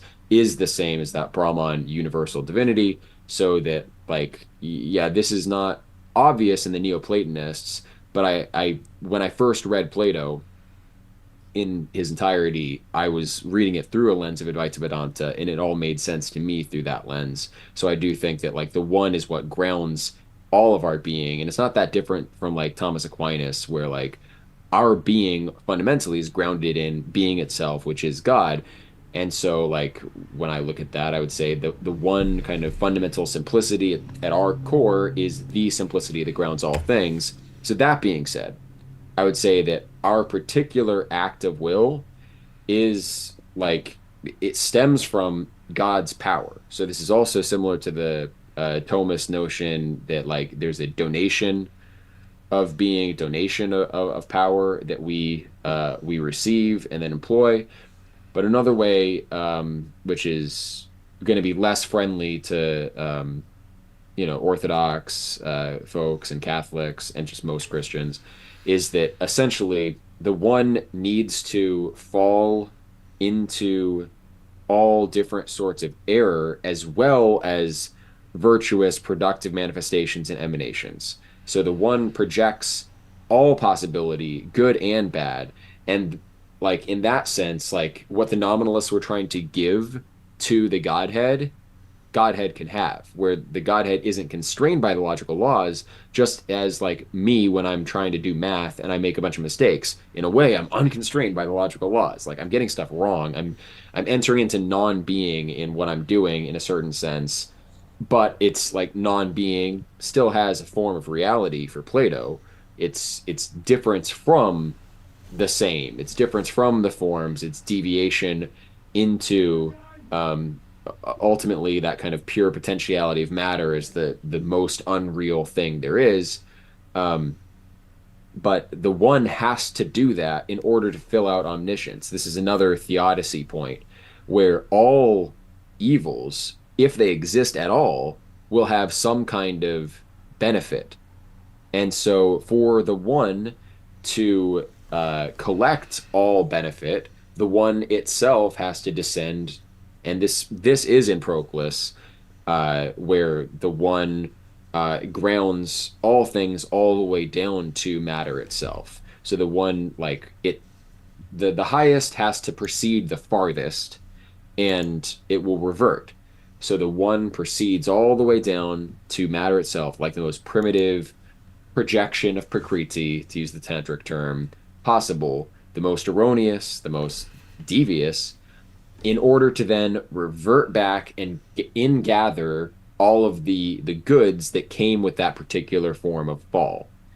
And so what we are is caused by that will. So our distinct characteristics are like from eternity, from the one, a particular act of will, and all of them exist. Why are you the one that you are? Because you willed it. Because this is that act of will. That is your being. It's that particular act of ultimately the divine will, but it's a particular act of the divine will that is self-forgetful. That's ultimately, like, I could bring in reincarnation and like explanations through time as well, which are convergent with it. But that's the ultimate reason. Why am I what I am? Because that's like God manifesting his will to experience all goods, including the ones that are like messed up, like our lives are. What would you think of, real quick on this point, because what would you think of like Ramanuja? He was a critic of Adi Shankara and his Advaita Vedanta system. He created, Vishtha Advaita Vedanta, qualified non-dualism, qualified monism. One of his critiques, well, he actually kind of called Shankara like a crypto-Buddhist because he basically, he accused Shankara of basically making evil and good ultimately synonymous because they're both manifestations of the absolute in some sense. So, like, the path of delusion and the path of truth are ultimately two expressions of the same thing. Well, there's still the kind of procession out and the reversion back. The idea is that the one is the true reality. The one is all things in the fullness of their being. And when you process out and fall into error and limitation and separation and matter, then it is a lesser form of reality. It's like like the one reality is still what's grounding all of what is there, and so there's nothing other than the one reality. It's not like falsehood or evil has like its own substance. It's all privatory. But you're moving away from what is real when you're descending into vice. So I'd say Yeah, I have noticed that with Advaita Vedanta, like people, they definitely don't emphasize like the importance of doing good works. It's not that it's not there at all, but there is a kind of nihilism in the background, which is why like I've been more attracted to Platonism, um, uh, interpreted as a maybe a form of qualified non-dualism, but it's the kind of thing where I don't know exactly what to make of it because I don't think a firm logical distinction at that highest level really works. Like I don't know if the distinction it like say that non full blown monism or monism is the case, and yet somehow we descend away from that into the illusion of separation and plurality. Then like to make sense of that, to articulate that temporarily at least, we have to like suppose some kind of qualified non-dualism, something closer to Platonism, something where like intelligibility and reason and the separation involved in a rational process is sort of similar to Vervaeke's argument for why like we need to suppose rationality in our ontology for science to work. Right. Well, yeah, we need to like suppose the tools that we're using to philosophize are real. Yeah. But then the again, like the full-blown monist can say, well, yes, what is real in intelligibility is from the one. Like all real being is from the one, and so it's still like nothing is real but the one. And like I don't know, I've kind of tired of this kind of philosophical game. Like Yeah. maybe I don't fundamentally care whether full-blown non-dualism or qualified non-dualism is the case. Like I Yeah. kind of rather just work from the bottom up and acknowledge that I'm never gonna like discover the mysteries of Yeah. whatever is beyond the ineffable, you know? Right. Yeah. I just asked that because it seems like you'd want to avoid like a kind of Sabbatean Frankist conclusion. You Oh know. yeah. So yeah, if evil is a manifestation of the absolute, and there's some crazy stuff in rabbinic tradition about God being reflected in the water, and a lot of like Kabbalists are just happy to say, yeah, evil is from God. Evil is a manifestation of God. Like I think that leads to some hair-raising places. We don't have to get into politics, but I think what I'm Right. getting at. Yeah. So yeah, yeah.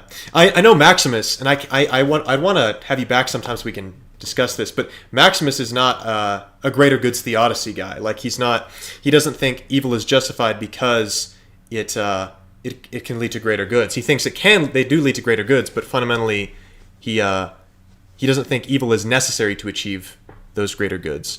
But yeah, we'll have to have you back on sometime to get into that because lots of interesting stuff. I know. By the way, thank you, Ethan, for that super chat. I know Wu had a second part to his question regarding Origin, like a kind of follow up. And since he's our mod, we gotta hook him up. So, do you take the Boethian approach vis-a-vis the intelligible and sensible planes, where their intrinsic autopoietic subsistence doesn't ontically conflict with God as prime cause? Yeah, it doesn't. It's not conflicting. So I don't know about the autopoiesis of the sensible plane. I would say that autopoiesis terminates with souls. Like those are the last necessary beings, because physical things and sensibles don't have their own hypostasis. They are unified by souls, and it's the unity of physical things that gives it the reality. That we're just restating what we said at the beginning about idealism. You need that integrative principle to even make physical systems coherent. So, if I'm interpreting the question right, like, does the necessary being of the eternal natures, souls, and forms conflict with the one as the ground of all being and being itself? Well, yeah. Once again, like if you're a monist, then fundamentally all things are the one, and so then saying that like the forms are necessary beings might seem to invoke a kind of pluralism that somehow diminishes the one.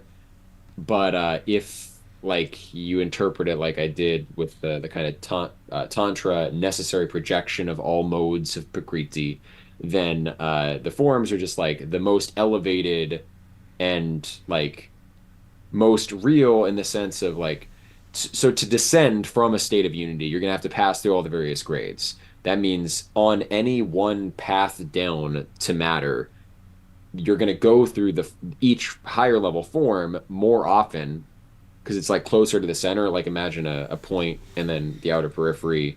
Like you're gonna hit the points that are like closer to the center there, so the higher forms, you're gonna go through more often. And so in that sense, they have a greater degree of reality, but the reality of them is the oneness in them, and yet they're still independently, like that point next to the center of the circle always has to be there. It's going to be there, inevitably will be there. Um, and as you move out further indefinitely far away from that center, you reach points that like you're aiming at pure particularity, where it's just a one-off experience that one trajectory going all the way out will hit. And that's not like a necessary being. I guess in a sense, the idea of necessary beings is on a spectrum, and like some like the middle platonist Numenius actually attributed immortality, which essentially is what we're talking about with like necessary beings or self making beings. But yeah, Numenius attributed even physical habits immortality. So you could say that like yeah, any mathematical structure, no matter how marginal beneath the level of soul, like souls are integrated systems that are like mathematical in nature in some ways, but then like a particular equation, 2 + 2 = 4, that's not a whole soul. That's a partial mathematical existence. It's not, it doesn't have like a full um self-subsistence in itself, and yet even though it is suspended from something like us that is more monadic and integrative, it's still like I have no problem saying like 2 + 2 = 4 is a necessary being, would always be known, is like as you were saying, like known in God's logoi. um but so yeah, I don't know, I mean I would say there is a real distinction between things that have complete essences and things which don't have complete essences. Essences are eternal structures, so they're, combinations of intelligibles, and like the procession isn't all in time. The procession from the one has to go through these first grades of like types of unity. It has to go through types of um, high level form, the same, the other, being, different proportions of these, and then eventually you get to time. And I think following that scale, there's going to come a point where you leave the realm of the necessary beings and enter the realm of the contingent beings, and that's basically at the last complete soul. So it's like a real enough distinction to me. But yeah, does it? How exactly was the question phrased? Does that conflict with the what of the one? Where their intrinsic autopoietic subsistence doesn't ontically conflict with God as prime cause. Yeah, as prime cause. Right. So now that's a simpler question actually than what I was trying to address. So God can still cause the forms, and yet the forms are necessary beings, just because that um, divine will, in a sense, freely exercised, is always going to pass through those things that are closer to the center. It has to move through all of the eternal essences to get to time and particularity. So it is generating, it is causing the lower things, and yet it's creating them in eternity and creating them with a kind of necessity. So yeah, that's a complicated question. Boethus. There's a Boethus and then a Boethius. Boethius. Boethius. That's the Believe so. Constellation of Philosophy guy, I right? think so. Okay, that's the only thing I've read from him. So I don't distinctly remember it at this point. Trey, we both had a question for Aarvoll at the same No, time. What was your question?